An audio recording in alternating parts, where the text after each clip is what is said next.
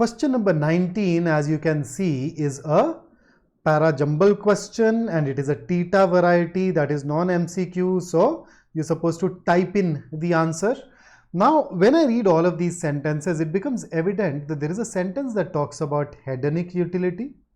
Then there is a sentence that is talking about ethical egoism, where you're supposed to do what is good for the agent. And then look at other sentences. Better for the agent.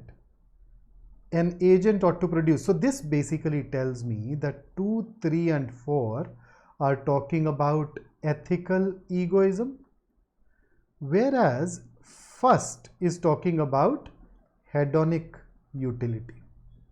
So 1 has to be either before 2, 3, 4 or after 2, 3, 4.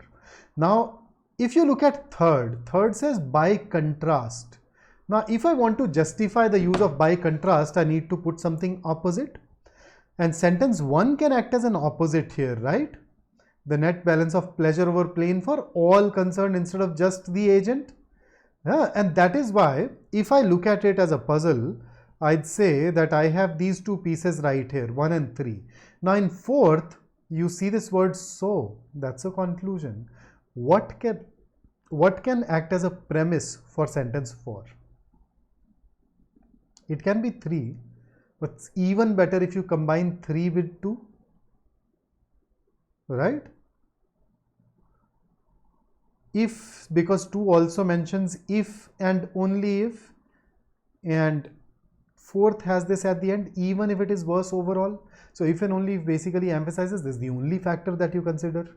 And from there, that even if it is worse overall appears to flow out more naturally. And therefore, our sequence here should be 1, 3, 2, 4. So question number 19, once again, you look at all these clues and you could have arrived at 1, 3, 2, 4 as your answer.